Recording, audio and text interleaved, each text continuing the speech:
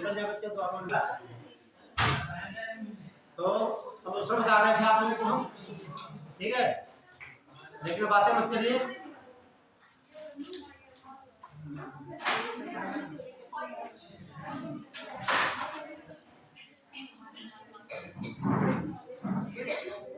अब थोड़ा एक्टिव हो जाइए, पीछे मत देखिए, ठीक है। चलिए सुन लीजिए आप लोग, स्टार्ट कर दें। ये पोल्यूशन बता रहे थे, तो बता रहे थे एयर पोल्यूशन, वायु प्रदूषण। इसमें कुछ रह गया था, बहुत इंपॉर्टेंट पॉइंट है, डाल लीजिए नोट। हाँ हाँ ठीक है, उसके पहले थोड़ा नोट कर लीजिए, नोट करके नोट करके लिख लीजिए। बहुत इंपॉर्टेंट सवाल पूछाता है यहाँ से। ध्वनि प्रदूषण में बात बताते हैं, लेकिन आप एयर पोल्यूशन देख रहे हैं, एयर पोल्यूशन, ठीक है। समझिए आप लोग, जो ऐसे कुछ केमिकल्स होते हैं, रसायन है, जो वायुमंडल में आ जाते हैं और वो आपके बॉडी के अंदर पहुंच जाते हैं। वो किस प्रकार नुकसान पहुंचाते हैं, ठीक है, क्या प्रभाव पड़ता है आपकी बॉडी के ऊपर, ठीक। अक्सर सवाल में लाने को पूछाता है। जैसे लेड ले लेंगे, लेड बता रहा था शीशा, लीजिए लेड, ये लेड निकलेगा कहाँ से, पेट्रोलियम से, ठीक है। जो पेट्रोल जलता है उससे निकलेगा लेड। और अक्सर देखा होगा आप, जो पानी वाली पहले पाइपें आती थी लेड की बनी होती थी, लेकिन अब नहीं आती है, ठीक। यदि आपकी बॉडी के अंदर लेड पहुंचेगा तो आपकी किडनी फेल हो जाएगी। क्या होगी, किडनी फेल,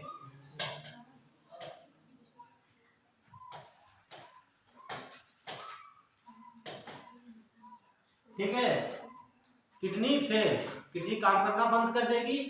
दूसरा होगा मेंटल रिटार्डेशन,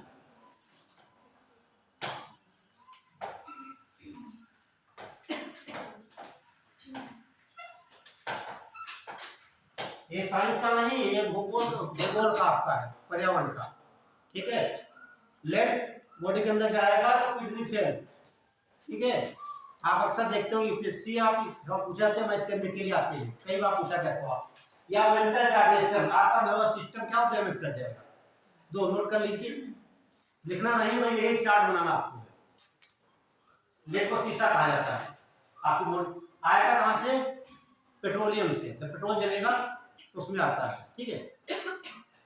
जब आप केमिस्ट्री देखते होंगे, जो जब डीजल पेट्रोल जलता है एक ऑक्टेन नंबर होता है, ठीक है। जो ज्यादा होता है उसे मिलाया जाता है तेल करके, ठीक। टेट्राएथिलेट मिलाया जाता है, इससे एनर्जी ज्यादा मिलती है, इंजन को मिलती है, ठीक है, मिलाया जाता है। तो यह जो लेड होता है ये वायुमंडल में आता है, आपके बॉडी पहुंचता है, तो क्या करेगा, किडनी फिर काम करना बंद कर देती है। दूसरा मेंटल रिटार्डेशन का मतलब होता है आपके सोचने की क्षमता कम हो जाती है। दूसरा देखिए बेंजीन, बेंजीन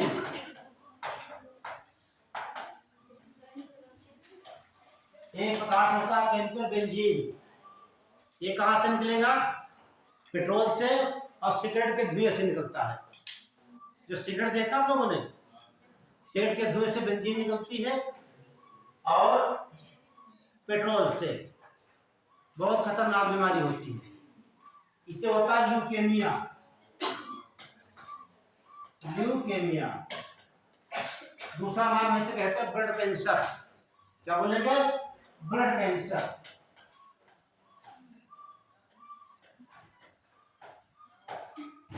ठीक। ब्लड कैंसर का मतलब होता है आपकी बॉडी में WBC की संख्या अधिक हो जाती है, ठीक है। तो बेंजीन आपकी बॉडी में जाएगी, ल्यूकेमिया या ब्लड कैंसर बीमारी उत्पन्न होगी।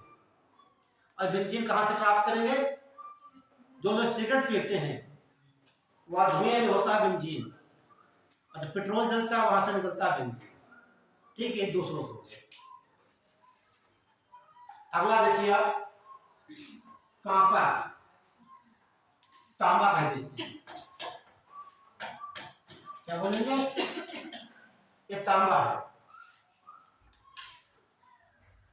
जब आपके बॉडी में इंटर करेगा ये, ठीक। तो एक बीमारी होती है विल्सन डिजीज। विल्सन ये लीवर को डैमेज कर देती है, ठीक है, लीवर को डैमेज करती है विल्सन डिजीज। लीवर हिंदी में आप लोग लीवर को यकृत या जिगर कहा जाता है, ठीक है। ये तांबा या कॉपर कहते हैं इसे, ठीक है। तो आपकी बॉडी में स्ट्रेस पहुंचेगा, क्या होगा, बीमारी होगी विल्सन डिजीज, डैमेज क्या देगा आपका। आगे देखिए कैडमियम। कैडमियम ये तो सवाल बहुत पूछा गया, कौन सी बीमारी, इटाई इटाई, है ना, itai itai, itai itai. Cadmium से इटाई इटाई, इसमें लीवर और लंग्स डैमेज कर जाते हैं, लीवर और लंग्स, यकृत और फेफड़े, उसमें इटाई इटाई या ऐसे लिख सकते हैं।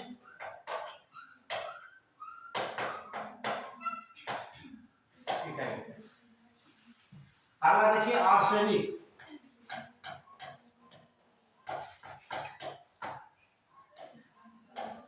आर्सेनिक से ब्लू बेबी सिंड्रोम, बहुत बार एग्जाम में पूछा गया, ठीक है, blue baby syndrome.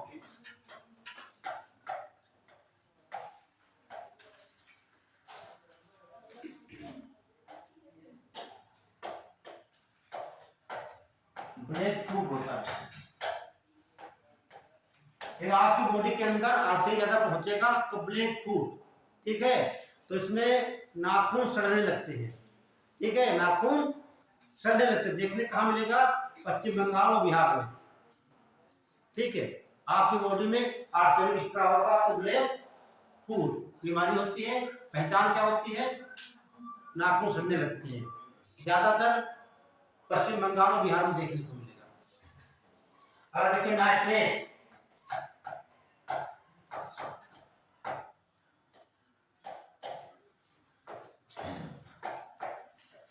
Blue baby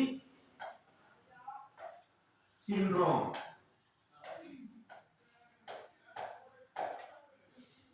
ठीक।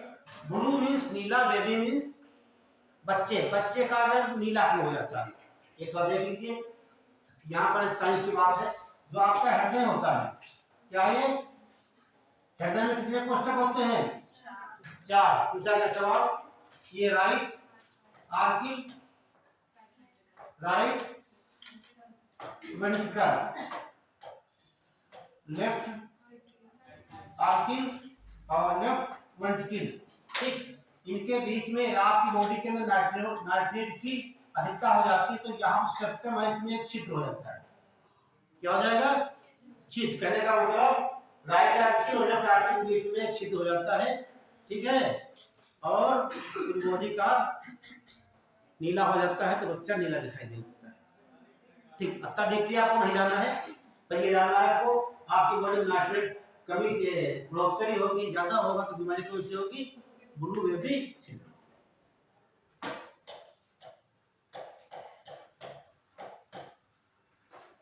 एक बहुत जाना पहचान नाम से नाम सुना होगा आपने, बहुत फेमस, ऐसा कोई एग्जाम है जहां पूछा ना गया हो। जो पारा का नाम सुना आप लोगों ने, पारा या मरकरी कहते हैं इसे, हाँ मरकरी या पारद, 3 नाम इसके, ध्यान रखना, पारा और संकेत का Hg है, ठीक। फिर आपकी बॉडी में पहुंचेगा तो बीमारी होती है मिनी मात्रा। हमें नहीं लगता भारत में ऐसा कोई एग्जाम हुआ वो जिसमें ना पूछा गया हो, ठीक है, मिनी मात्रा।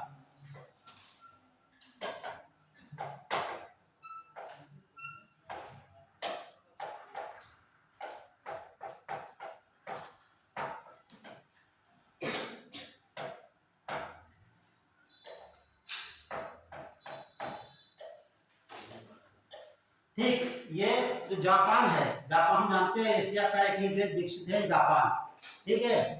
जापान जो औद्योगिक क्षेत्र है, यहाँ से ये फैक्ट्री से निकला, ठीक है, समुद्र में गया, वहां मछलियां थी, मछलियां बीमार हो गई, ठीक है।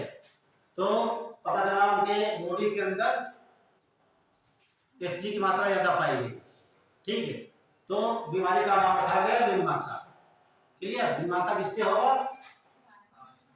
हाँ, आपकी बॉडी पारा के बढ़ने से।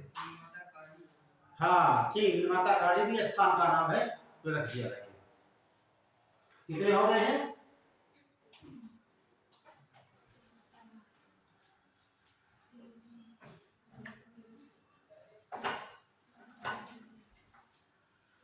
ये आपके मुखमुखी है आपके, ठीक है। और एक को देख लीजिए, फ्लोराइड। फ्लोराइड आपकी बॉडी में फ्लोराइड ज्यादा होगा तो दांत आपके सड़ने लगते हैं। मेनली दांत का इनेमल पार्ट जो होता है, ठीक है, इनेमल पार्ट,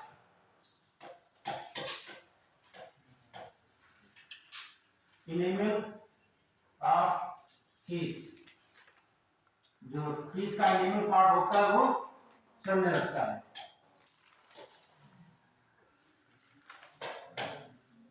ठीक है, दांत सड़ने लगते हैं इससे। ये मुख थे आपके, ठीक है।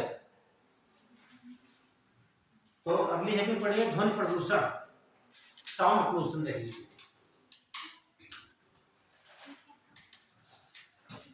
साउंड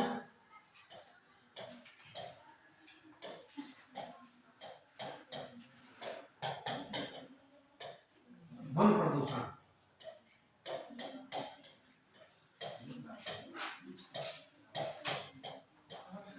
ठीक है।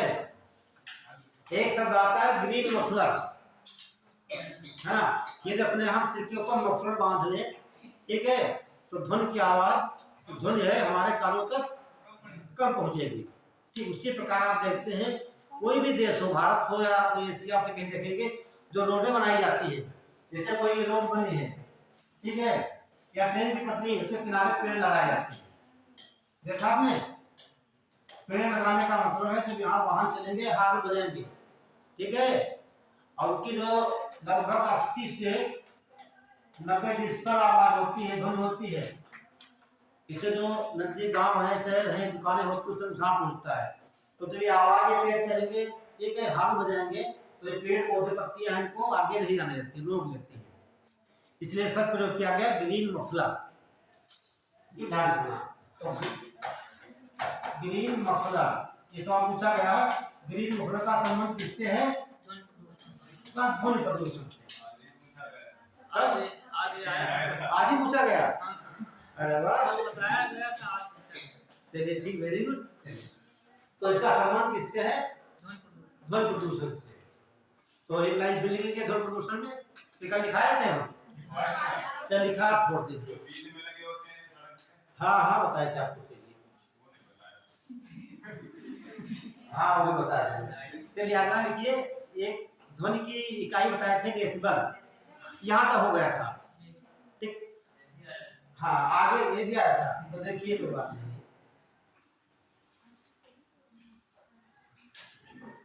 देखिए जो चीज इंपॉर्टेंट होती है, जैसे इतिहास है, तो सर पढ़ाते होंगे, पूरा इतिहास नहीं पढ़ा देंगे, वो आपको जो संभव होता है, जो क्षेत्र होता है वही पढ़ाते हैं। हम भूगोल पढ़ा रहे हैं, इतना भूगोल पढ़ा एक साल पूरा नहीं हो पाएगा, लेकिन जो एग्जामिनर या बोर्ड आयोग क्वेश्चन बनाता है, जो चीज इंपॉर्टेंट होती है वही से बनाया जाता है, वही से बच्चे पढ़ते हैं, ठीक है। इतिहास सबसे बड़ा है, उसके बाद भूगोल आता है। वह प्राचीन पढ़ने लगो, सालों गुजर जाएंगे, पूरा नहीं होगा। ऋग्वेद पढ़ने लगो, तमाम कितने वेद हैं, क्या कहाँ क्या पूछा जाता है, लेकिन आपको इतना वैज्ञानिक नहीं बनना है, इतना पढ़ना है कि संरचना करो। तो बढ़े आगे फिर, तो देखिए कुछ दुनिया है, ठीक, जैसे ये पूछा जाता है 20 डेसिबल की आवाज है, ठीक है।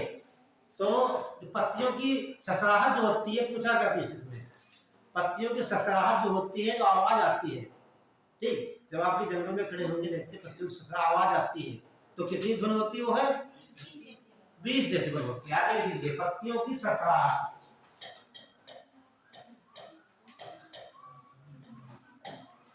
पत्तियों की सरसराहट, ठीक है, पत्तियों की सरसराहट। अब 30 पे क्या होता है?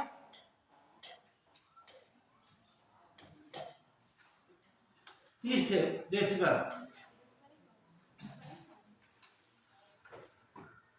फुसफुसाहट। ये काम में हम जाकर बैठे हैं, काम में बात कर लेते धीरे से है ना? हाँ, फुसफुसाहट,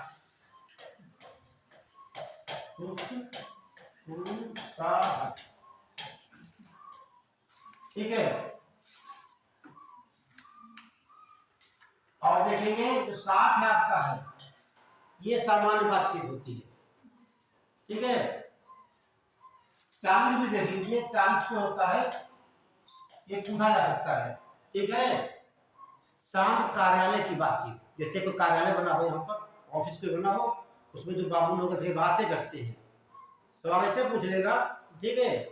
कोई कार्यालय बना हुआ है, आरटीओ कोई भी दे देगा कार्यालय, ठीक, उसमें जो लोग बातें करते हैं उनकी ध्वनि की तीव्रता कितनी होती है?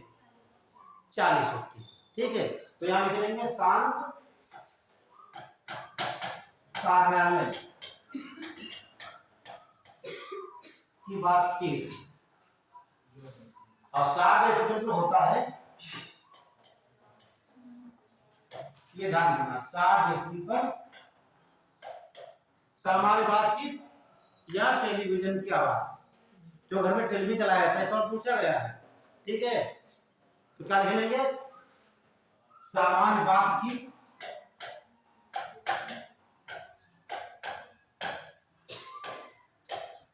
सामान्य बातचीत या टीवी की आवाज जो होती है वो 60 डेसिबल होती है। और सुप्रीम कोर्ट ने आदेश भी किया है, ठीक, 80 डेसिबल के ऊपर आप जो सुनेंगे वो नुकसानदायक है, उसके ऊपर नहीं बजा सकते आप डीजे बजाते हैं तो किसी को नुकसान नहीं होना चाहिए, ठीक। तो जो 80 से 90 जो होता है डेसिबल, ये ट्रक बस की हॉर्न की होती है, ये ट्रक या बस, बैठे हैं बस ट्रक में, बस में तो बैठे होंगे, तो कितनी तेज आवाज करता है, वो डेसिबल कितनी होगी? 80 से 90 होती है।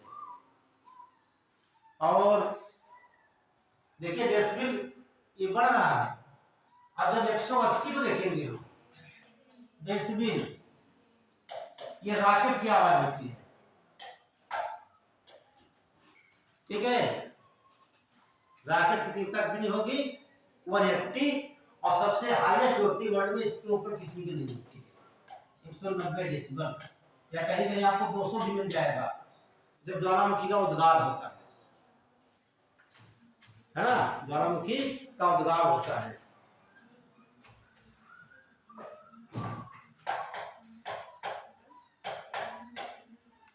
ज्वालामुखी का उद्गार, ठीक है, नोट कर लीजिए।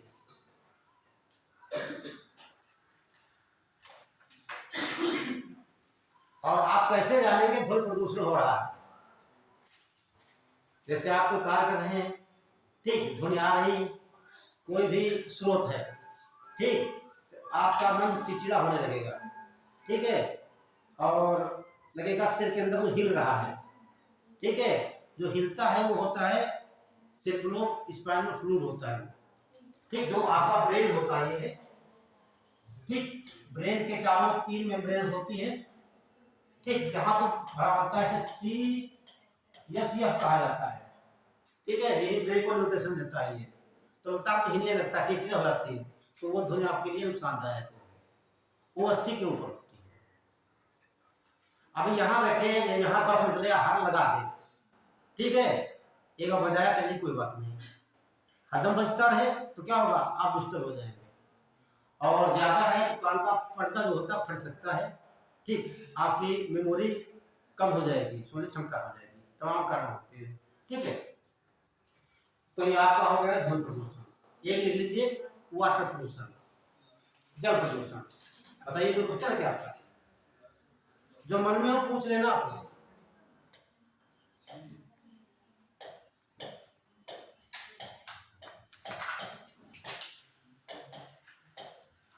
जल प्रदूषण,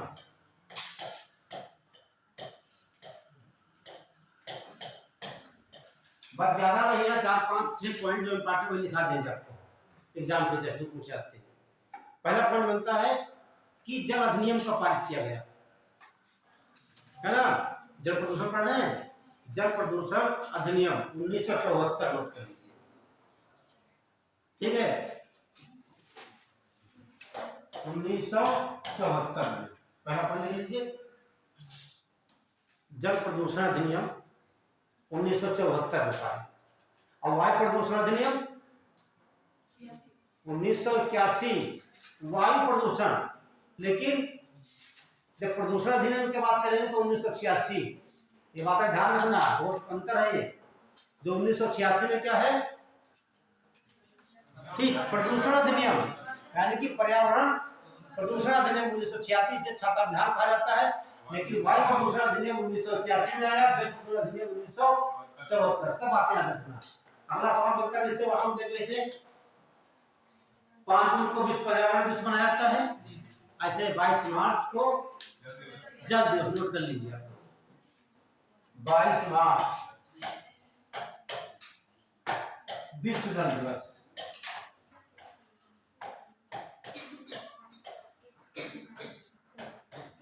विश्व जल दिवस मनाया जाता है।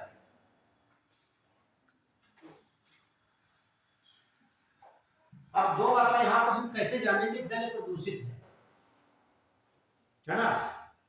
ये जल में जो ऑक्सीजन की मात्रा होती है, जल में दो ही चीज होती है, एक तो जल होता है, दूसरा हाइड्रोजन और ऑक्सीजन होती है ना? हाइड्रोजन और ऑक्सीजन। यदि 1 लीटर आपके पास जल है, 1 लीटर, ठीक है, उसमें 1 लीटर में 1 मिलीग्राम प्रति लीटर, ठीक। यदि 1 लीटर में 8 मिलीग्राम जो ऑक्सीजन इससे कम है तो जल प्रदूषित माना जाता है। कहने का मतलब 1 लीटर जल ले लें हम, कहीं का भी ले लें, ठीक है, तो क्या हम मापेंगे कैसे? 3 विधियां मापने के लिए, ठीक है, 3 विधियां मापने के लिए है और हम विधियां बता देंगे आपको। यदि 1 लीटर जल में ऑक्सीजन की मात्रा 8 मिलीग्राम पर लीटर से कम है तो वो जल कैसा होगा? प्रदूषित है। ये 4 से कम है, ये ठीक, ये 4 से कम है तो वो अति प्रदूषित जल माना जाता है। दोनों पॉइंट नोट कर लीजिए। यदि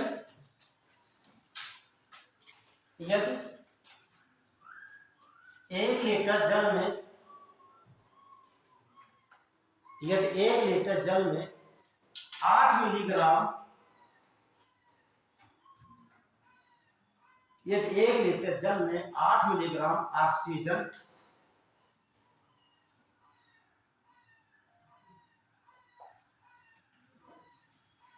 क्या लिखा, 8 मिलीग्राम ऑक्सीजन कम होती है तो जल प्रदूषित माना जाता है।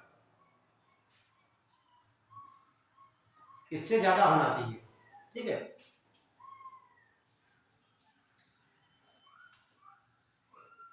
अब गटर का जल ले, या गटर का जल, गटर का ले लीजिए, तालाब का ले लीजिए, पीने वाला ले लीजिए, सबका ऑक्सीजन वो अलग होता है, ठीक है। 4 से कम है तो क्या माना जाएगा? इसलिए 4 से कम है तो अति प्रदूषित जल माना जाता है, अति प्रदूषित।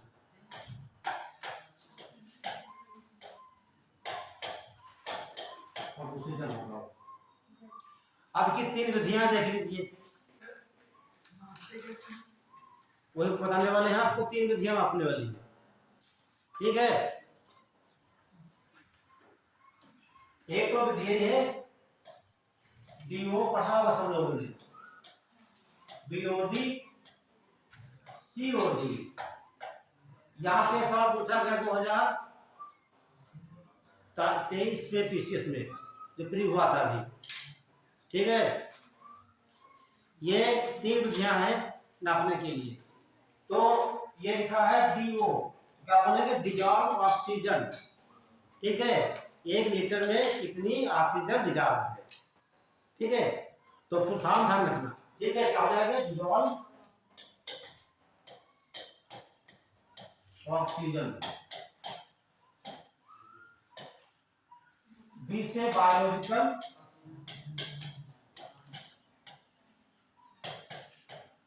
Oxygen demand.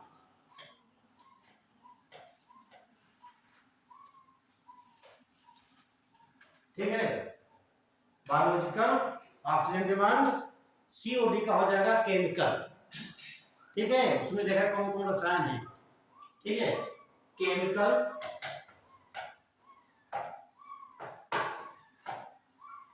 ऑक्सीजन डिमांड, ये 3 विधियां हैं।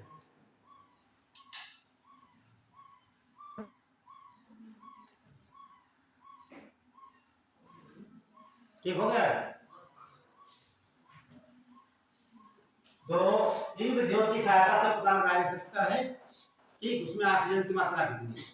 पर आपको ध्यान देना पीने को ध्यान रखना है। ठीक है, ये पूछा जाता है इसमें। आगे डाल लीजिए रेडियो एक्टिव पोल्यूशन, 2 लाइन इसमें लिख लीजिए आप। रेडियो एक्टिव पोल्यूशन यानी कि रेडियो एक्टिव पोल्यूशन लिखिएगा।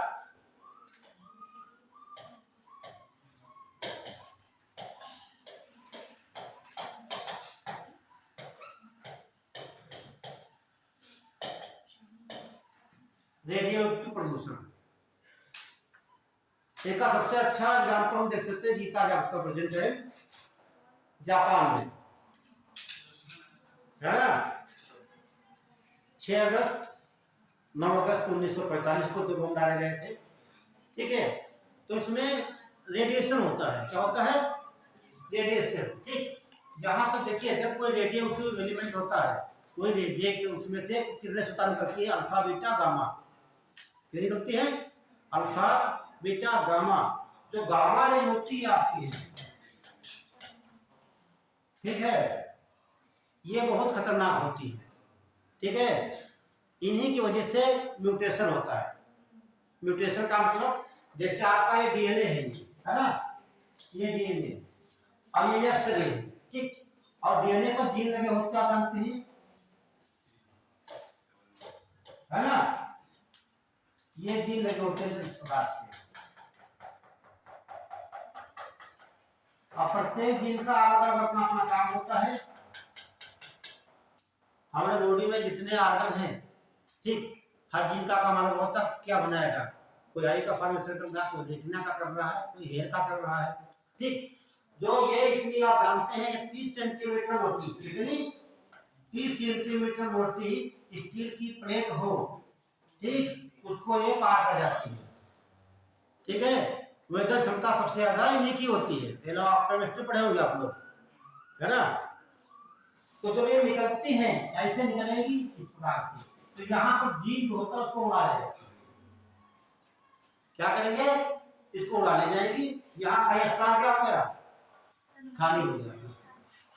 जब बच्चे का उत्पन्न होगा, बच्चा उत्पन्न होगा तो क्या होगा, म्यूटेंट होगा। अब हो सकता है ये काम बनाता हो तो बच्चा जन्म लेगा तो क्या होगा, काम उसके नहीं होगा, ये म्यूटेंट हो गया ये। ठीक है, और जब स्किन पड़ती है इसमें कैंसर हो जाता है। ठीक, तो 2 बार नोट कर लीजिए यहाँ पर। यह प्रदूषण सबसे खतरनाक होता है, यह प्रदूषण सबसे खतरनाक होता है।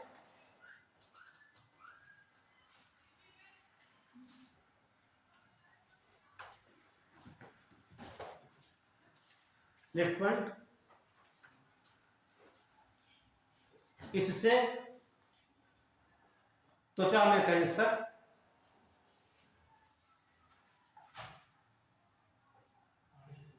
और उत्परिवर्तन, हिंदी बोलते हैं उत्परिवर्तन, उत्परिवर्तन या म्यूटेशन।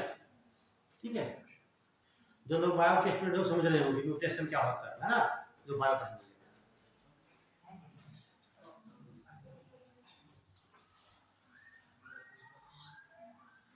तो ये मुख्य मुख्य बातें थी पोल्यूशन की। अब आपको सॉल्व करना।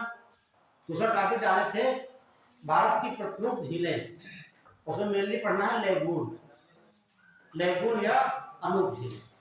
तो देख लीजिए, आप डाल लीजिए भारत की प्रमुख झीलें।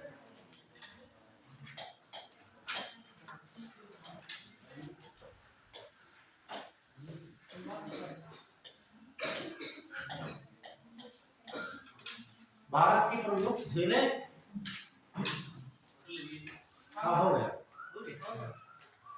ठीक है।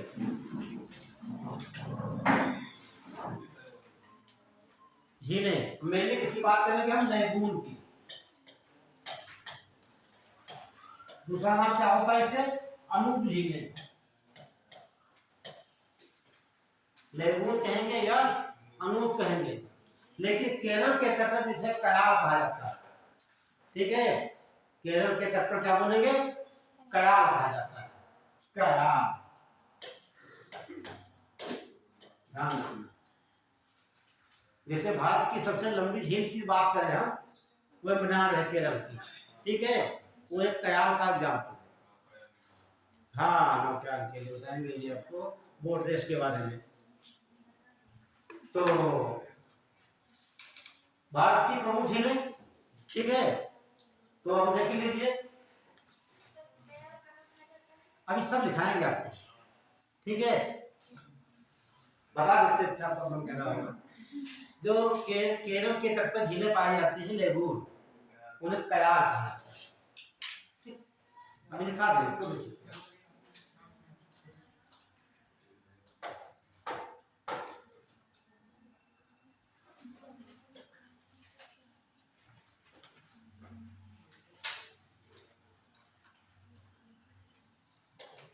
एक देख लेंगे पश्चिमी तट पर, मेनली यहाँ पढ़ना हमको एक केरल जो है, एक झील यहाँ पर, इसका नाम भी है, इसे कहा जाता है वेम्बनाड।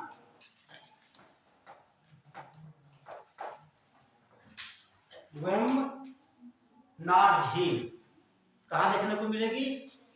केरल के तट पर। एक झील यहाँ पर हम देखते हैं इस प्रकार है, इसका नाम है चिल्का झील।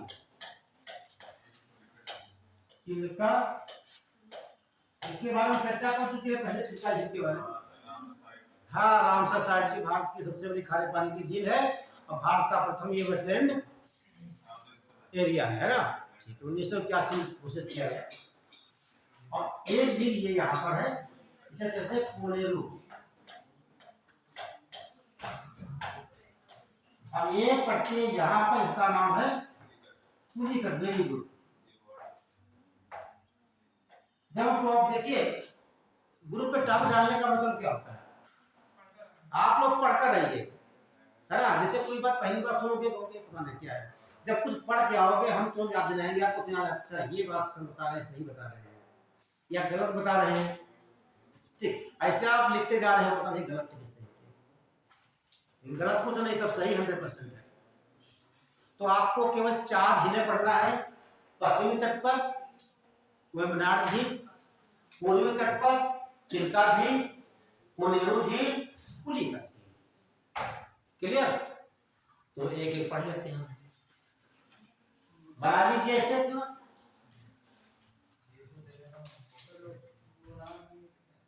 कौन सी? देखिए, अभी आप लोनार झील की बात करोगे, फिर आप लोकटक की बात करोगे, है ना, तमाम झीलें हैं, लेकिन हम बात कर रहे हैं लेगून झील। बात नहीं समझा आप? हाँ, जिनका समुद्र तट से समुद्र से लगी होती है उसे लेगून झील कहा जाता है। ठीक है, लेगून को अनूप झील भी कहा जाता है। अभी सब लिखवाते हैं, हो गया। तो पहला अपन नोट कर लीजिए, लेगून वे झीलें होती हैं, लेगून या अनूप लेना, लेगून या अनूप, ऐसे लेगून या अनूप झीलें वे झीलें होती हैं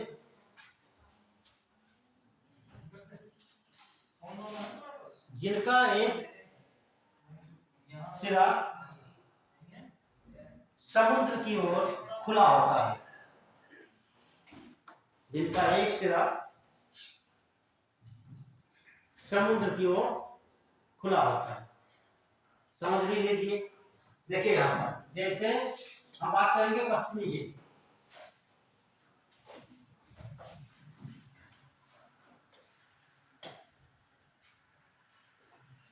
अब ऐसे देखेंगे, ये झील मान लीजिए आपकी हो जाएगी, दूसरी झील आपकी ये हो गई ऐसे। ये भाग झीलें हैं कहाँ पर? सब स्थल भाग में, जिनका मुंह किधर खुला है? समुद्र की ओर। इधर हो जाएगा अरब सागर,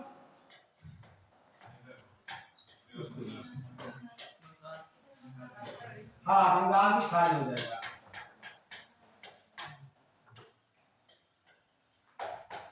या अरब सागर हो जाएगा।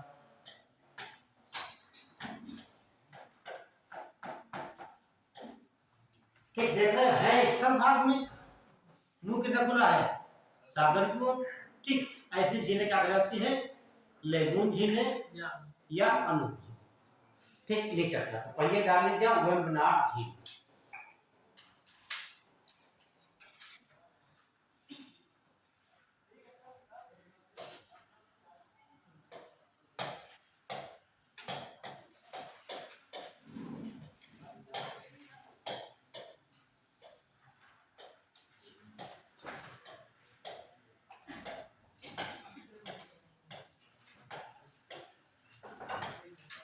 वेम्बनाड लेक।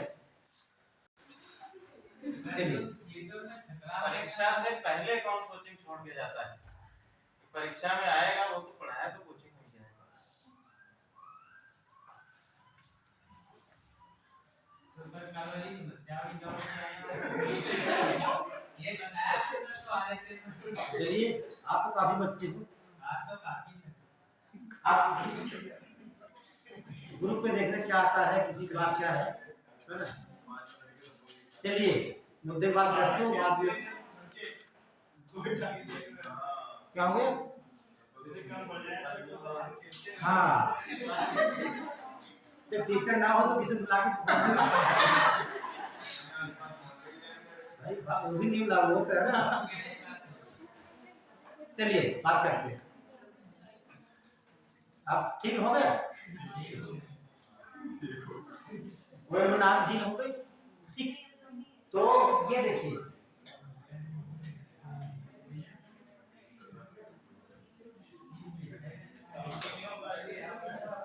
ये झील हो गई वेम्बनाड। ठीक है तो पहला अपन नोट करिए इसमें। ठीक वेम्बनाड, वेम्बनाड झील केरल की सबसे बड़ी और भारत की सबसे लंबी झील है। बताया हुआ सब ध्यान रखना। वेम्बनाड झील केरल की सबसे बड़ी और भारत की सबसे लंबी एक लेगून झील, एक लेगून झील है। हाँ जिसकी लंबाई लगभग 96 किलोमीटर है, जिसकी लंबाई लगभग 96 किलोमीटर है।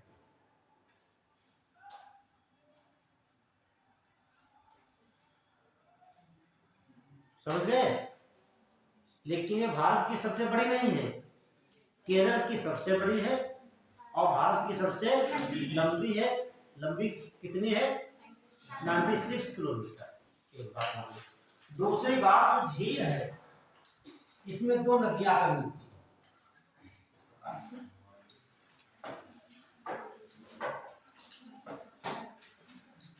एक नदी ये हो गई, दूसरी ये नदी है। भारत से ये बाहर बाहर निकल गई है ना, हम नदी बना दिए हैं। ठीक एक तो पेरियार नदी है,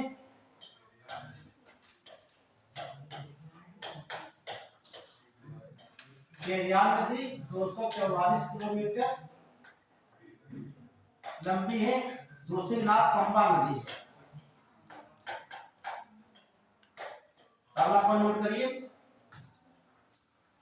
क्या लिखे आपने?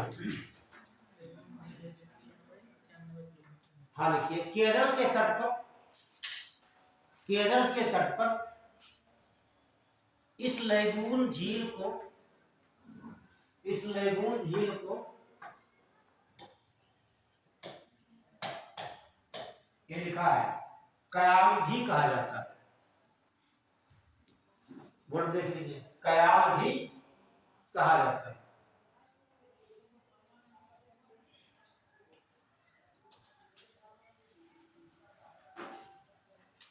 क्या कहा जाता है? कयाल। सीधे ऐसे पूछेगा भारत की कौन सी कयाल झील है, कि तो ऑप्शन आपको मिल जाएगा। ठीक है, अब आपको लिखिए पेरियार नदी, पेरियार ये लिखा है, पेरियार नेशनल पार्क भी है, हाथियों के लिए फेमस है। देखिए पेरियार नदी और पंबा नदी, पेरियार नदी और पंबा नदी दोनों वेम्बनाड झील में मिलती है, दोनों वेम्बनाड झील में मिलती है। एटलस मैप में देख सकते हो, दोनों वेम्बनाड झील में मिलती है। अगला पॉइंट लिखेंगे, बहुत इंपॉर्टेंट है। देखिए पंबा नदी को, पंबा नदी को केरल की गंगा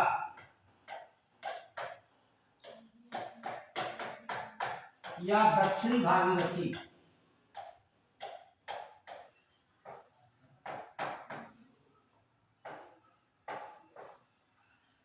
या दक्षिणी भागीरथी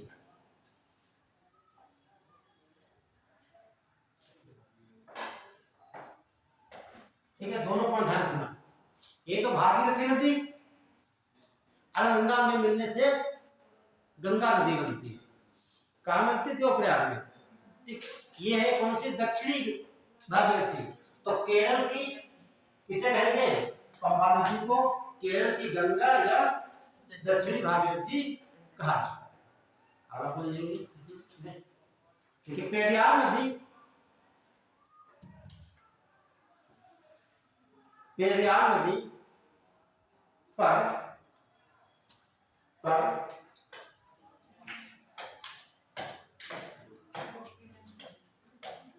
इडुक्की परियोजना, परियोजना को क्या कहते हैं? बांध।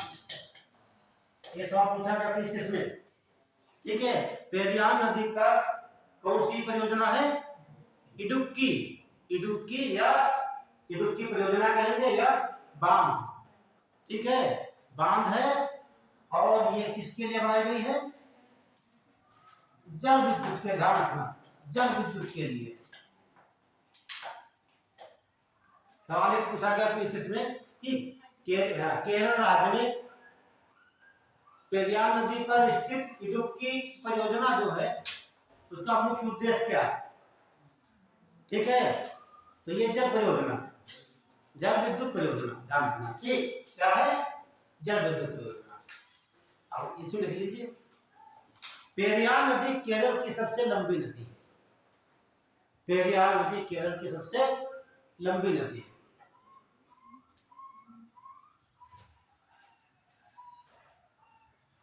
केरल की सबसे लंबी नदी है।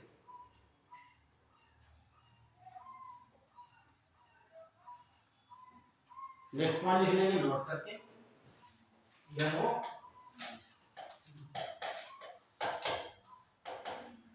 तो ये पूछा जाता है भारत का सबसे बड़ा वेटलैंड क्षेत्र, लार्जेस्ट वेटलैंड क्षेत्र, वेटलैंड हिंदी बोलेंगे भारत का सबसे बड़ा आर्द्रभूमि क्षेत्र। बताइए आप। राम सागर तो नहीं, राम सागर तो पड़ता ईरान में है।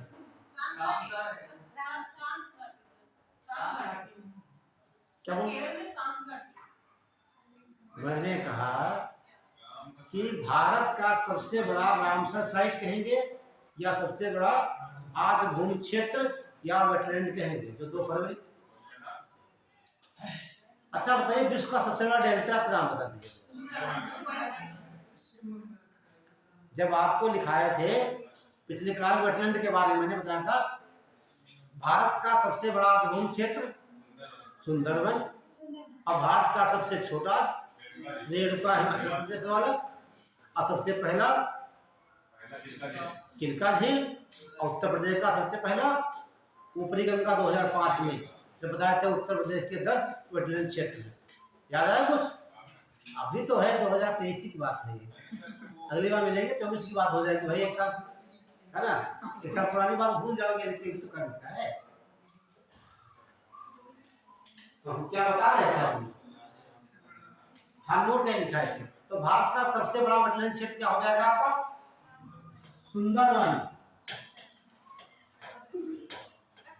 फिर गलती कर दिया आपने, सुंदरबन क्षेत्र जो है भारत का सबसे बड़ा आर्द्रभूमि क्षेत्र है, लेकिन सेकंड लार्जेस्ट कौन सा है? यही तो दिखाना है आपको, वेम्बनाड झील। देखिए जब सवाल पूछेगा तो आपका ये हटा देगा, वहां से पूछ लेगा भारत का सबसे बड़ा आर्द्रभूमि क्षेत्र है, आप ढूंढते रहोगे सुंदरबन, उसमें क्या मिलेगा आपको?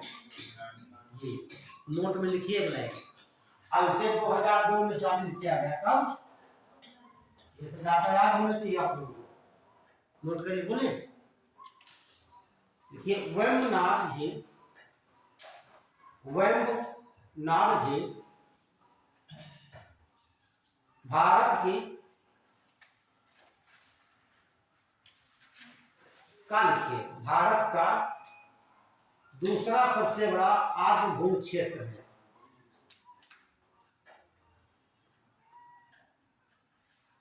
भारत का दूसरा सबसे बड़ा आर्द्रभूमि क्षेत्र या वेटलैंड एरिया है।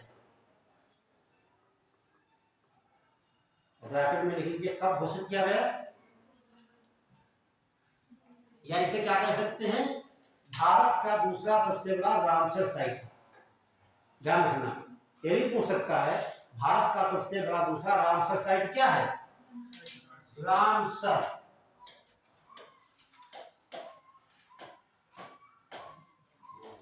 रामसर साइट,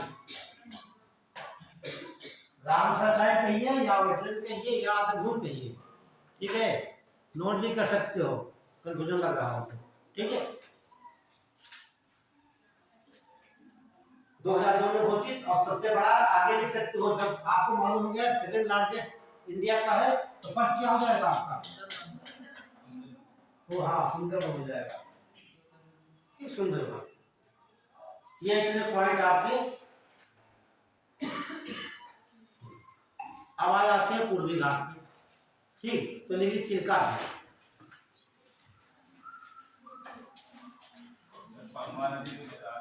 अरे हाँ रुपया कुछ छूट रहा है, ठीक है। एक आगे फिर नोट में पहला पॉइंट लिखे थे, दूसरा लिखिए नोट में, इसीलिए हम कहते हैं आप लोग हमसे क्वेश्चन खूब किया करो, है ना, ज्यादा करोगे ज्यादा मैटर मिल जाएगा आप लोग। जब क्वेश्चन नहीं करोगे जो बोलते रहेंगे लिख लोगे चले जाओगे, पूरे एक समझ लिया तमाम बातें जो कुछ छूट भी आ रही है। एक है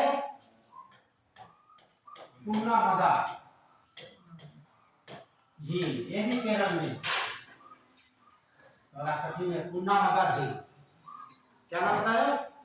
केरल की है, और जो बोट रेस होती है, नमस्ते सर, नमस्ते सर, बोट रेस,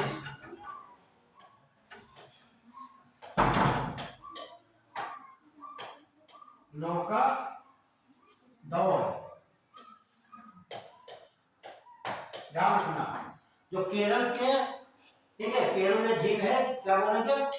कुन्नामदा झील कहते हैं, ठीक है, इसमें होती है बोट रेस, और ये वहां का बहुत प्राचीन खेल है। ये होता कब है? ये ओणम त्योहार पर, ओणम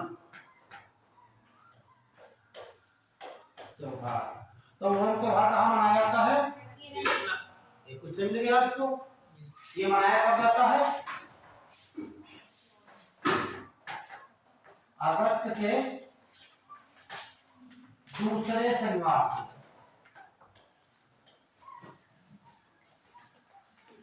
नमस्ते सर। दूसरे शनिवार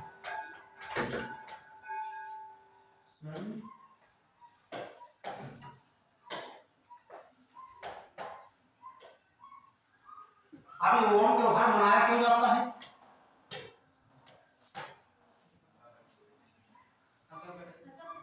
वेरी गुड, अच्छी फसल की उपज के लिए। ले लेना, अच्छी फसल की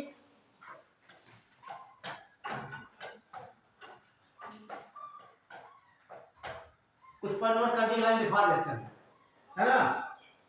और जो बोट रेस होती है, जो बोट मुकाबला बनाया जाता है, सर्पाकार होता है। कैसा होता है? सर्पाकार। और जो जीतता उसे एक ट्रॉफी दी जाती है, उसे नेहरू ट्रॉफी कहा जाता है। ठीक,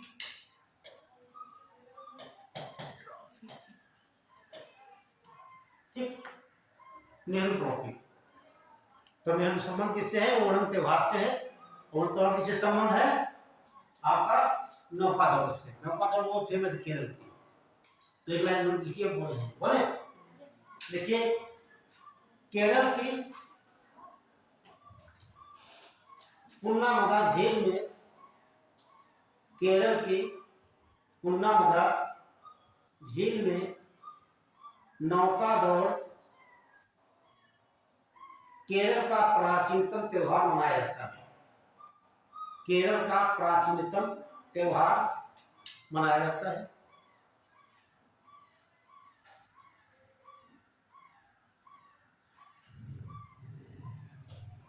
क्या लिखे हैं? प्राचीनतम त्योहार मनाया जाता है। हाँ, आगे ब्रैकेट में लिख लेंगे नौका दौड़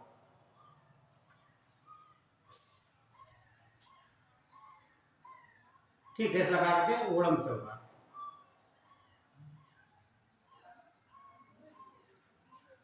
तो ओणम त्योहार का मुख्य उद्देश्य होता है नौका दौड़। मनाते क्यों हैं? अच्छी फसल उपज के लिए। अच्छी फसल उपज के लिए मनाया जाता है।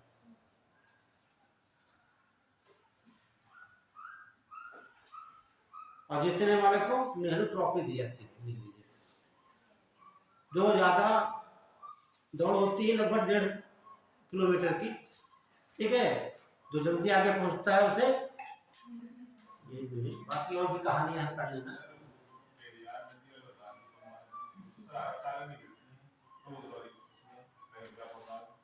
कौन सी नदी? नहीं तो नहीं नहीं नहीं, नहीं। नहीं, पेरियार नदी आपने कहाँ पढ़ लिया कि गिरती है? अरब सागर में गिरती है ना। बात तो अरब सागर हो या आप झील गई है। वो झील कहाँ से लगी है? बात तो वही है। जैसे सुनिए आप, यहाँ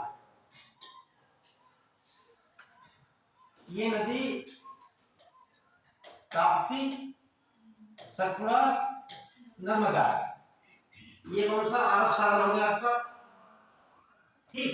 लेकिन ये कौन सा स्थान है? ये खंभात की खाड़ी। तो खंभात खाड़ी कहीं बुक में नहीं मिलता है ना। तो जो नदी हमारा ये झील ही है, झील किससे आती है? अरब सागर से। अब अरब सागर में कहेंगे या फिर इसको झील कह सकते हैं। ठीक है, क्लियर हुआ? आप बताइए, संतुष्टि मिली कि नहीं मिली? मिलना भी चाहिए, ठीक। अब यहाँ पर आप अरब सागर में भी नदियां कहते हैं, हम लोग ये नहीं कहते खंभात खाड़ी में गिरने वाली। तो ये जो कि झील आपकी है, कहाँ से लगी हुई है? अरब सागर से लगी हुई है, इसीलिए अरब सागर भी कह सकते हो। मेनली देखा जाए तो वो ना झील में गिरती है। झील किससे लगी है?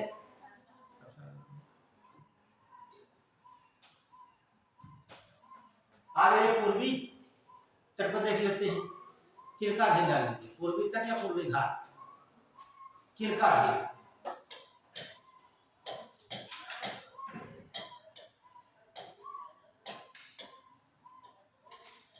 चिल्का झील, तो ये आपको मिल जाएगी चिल्का झील।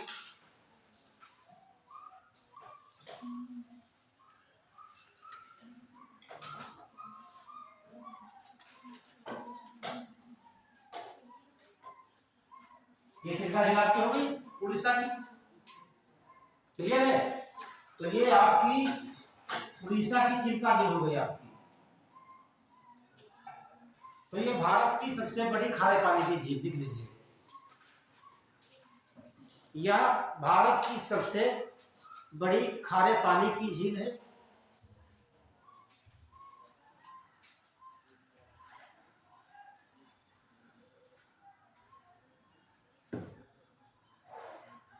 सबसे बड़ी खारे पानी की झील है। अब आप लिखेंगे, लिखे चिल्का झील,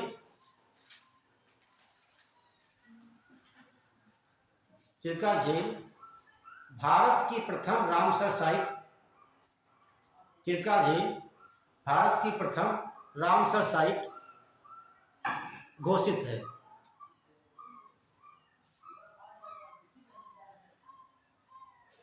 रामसर साइट कहेंगे या फिर से वेटलैंड एरिया कहेंगे या आर्द्रभूमि कहेंगे।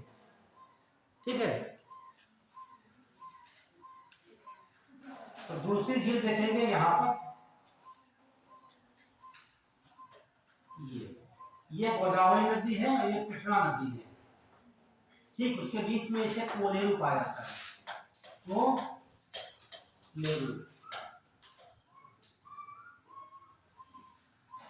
तो नोट कर लिए इसमें है घाट में दिया है, लिख आ मिल जाएगा कोलेरू। तो ये नदी ये झील कहाँ पर स्थित है? हाँ, गोदावरी कृष्णा के डेल्टा पर स्थित है, लिख लीजिए। यह झील गोदावरी और कृष्णा नदी के डेल्टा पर स्थित है।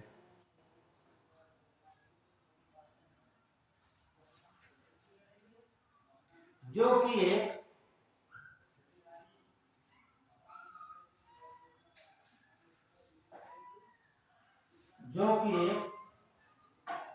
मीठे पानी की झील है। ये लेगून झील नहीं है। आप मैप में देख सकते हैं जो बनाया मैंने बोर्ड पे। ठीक है, ये सागर से नहीं लगा, ठीक, ये सागर से उतला होगा। स्थित कहाँ पर है? गोदावरी और कृष्णा के, ठीक। अब डाल लीजिए पुलिकट झील, बहुत इंपॉर्टेंट। मीठे पानी झील होगी तो लेगून कैसे हो जाएगा? तीनों झीलों का आपको क्रम बताना चाह रहे थे, ये पूछा जाता है। ठीक, दे देगा चिल्का झील, पुलिकट झील, कोलेरू झील। लोकेशन, क्रम, उत्तर से दक्षिण, दक्षिण से उत्तर की, यूपीएससी में पूछता है।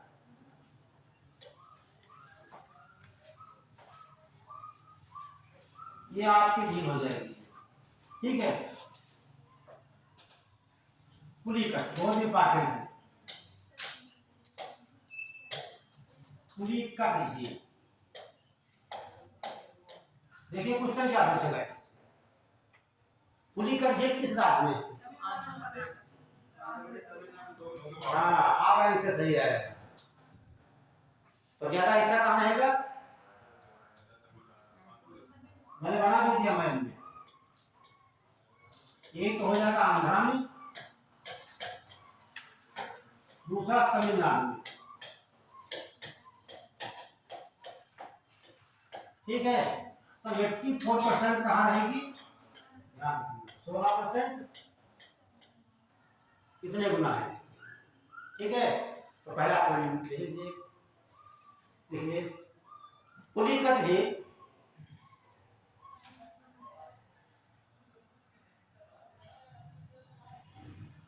पुलिकट झील का अधिकांश भाग आंध्र प्रदेश में, अधिकांश भाग आंध्र प्रदेश में और कुछ भाग तमिलनाडु में पड़ता है।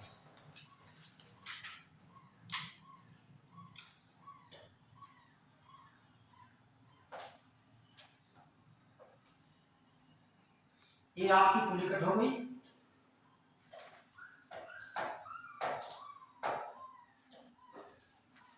क्लियर? आप देखिए क्वेश्चन क्या पूछा गया है, ठीक है। इस पुलिकट झील में जो आंध्र प्रदेश का क्षेत्र है, ये ऊपर वाला क्षेत्र, जहां पर एक है द्वीप, श्रीहरिकोटा की काला एडवांस हो, ठीक। इसका दूसरा नाम रखते हैं, हाँ, अटल बिहारी वाजपेयी बदलते गए थे, ठीक है। तो इस झील में द्वीप है, उसे घेरा श्रीहरिकोटा।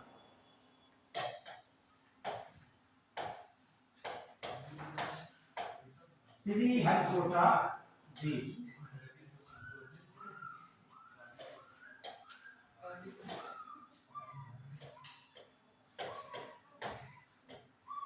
ठीक है।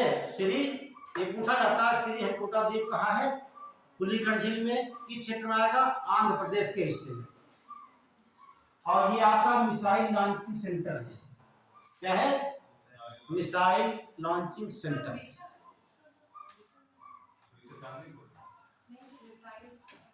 उड़ीसा में पड़ता है, उड़ीसा से 10 किलोमीटर।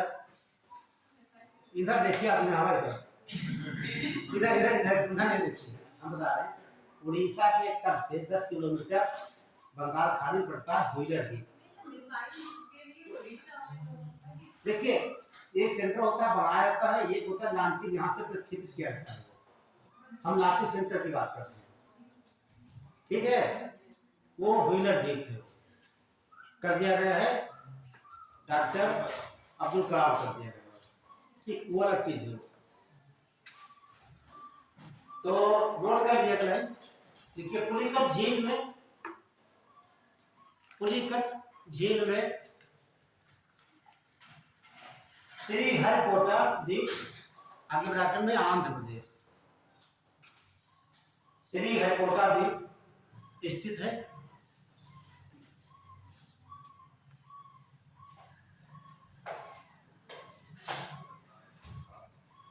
श्रीहरिकोटा का नाम बदलकर, श्रीहरिकोटा का नाम बदलकर सतीश धवन अंतरिक्ष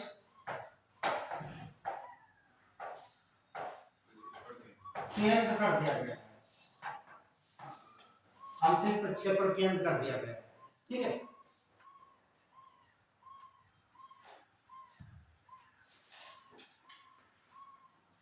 क्लियर हुआ?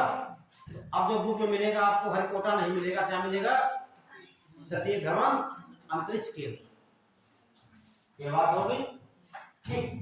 तो अब देख लीजिए आपके जो मिसाइल प्रक्षेपण केंद्र,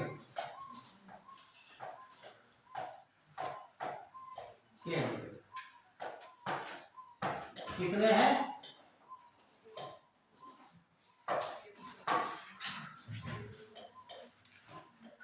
देखो बता दिया केरल का, केरल में है विक्रम साराभाई अंतरिक्ष केंद्र, क्या है, थुम्बा में बढ़ता है, ठीक। उनका एग्जैक्ट लोकेशन देखिए, विक्रम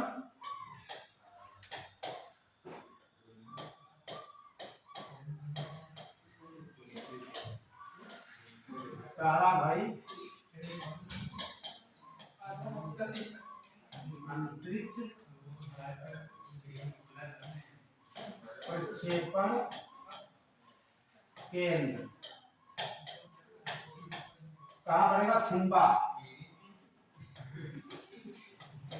थुम्बा कहाँ है, केरल में, ठीक है, नोट कर लीजिए। तो साराभाई अंतरिक्ष केंद्र कहाँ है, थुम्बा, ध्यान रखना, पूछा गया सवाल है, ठीक है।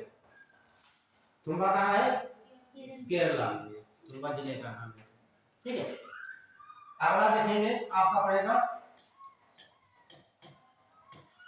सतीश धवन अंतरिक्ष केंद्र, बाकी लिख लेंगे, ये कहाँ पड़ेगा, आंध्र प्रदेश में, ठीक है।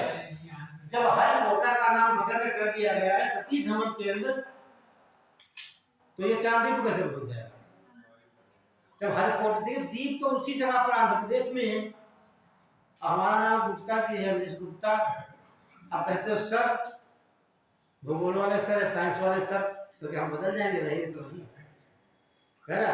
नए वाले सब कैसे? अच्छा, नए वाले दूसरे आ जाएंगे, है ना? तो ये ध्यान रखना, सती धवन या फिर क्या बोलेंगे इसे, श्रीहरिकोटा, उसी जगह पे नाम बदल दिया गया। कोलकाता का नाम क्या कर दिया गया है? श्यामा प्रसाद मुखर्जी कर दिया गया है। कोलकाता हट गया क्या? सब कुछ वही है, कुछ नहीं बदला है, लेकिन सरकारों ने नाम बदल दिया है।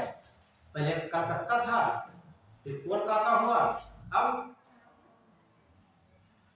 पहले श्यामा प्रसाद मुखर्जी हो गया, अब आगे चलते हो सकता फिर भविष्य में बदल जाए। आप जानते हैं परिवर्तन ही प्रकृति का नियम है, ठीक है? जैसे आप जन्म लेते हैं, ठीक है, वैसे आप में परिवर्तन आता रहता है, ठीक है? सब में परिवर्तन होता है, आप में परिवर्तन होता है, वायुमंडल में होता है, वह सब कहीं परिवर्तन होता है। ये कहा था परिवर्तन ही प्रकृति का नियम, इसे कोई नहीं रोक सकता, ठीक है? आपकी लंबाई बढ़ रही है, क्या रोक सकते हैं अपने आप को? बुद्धि बढ़ रही है, रोक सकते हो? दिखाओ हमें, है ना? चलिए आगे आते हैं। ये तुम्हारा कहाँ हो गया? आंध्र प्रदेश में। अगला देखेंगे, डॉक्टर अब्दुल कलाम। अब्दुल कलाम अंतरिक्ष केंद्र, ठीक है? अंतरिक्ष केंद्र ये पड़ता है उड़ीसा में। क्या पड़ेगा? उड़ीसा में। पहले इसका नाम था हुइलर द्वीप। हुइलर द्वीप, ध्यान रखना आपको, क्या था? हुइलर द्वीप। हुइलर द्वीप का नाम बदल के क्या कर दिया गया है? डॉक्टर अब्दुल कलाम।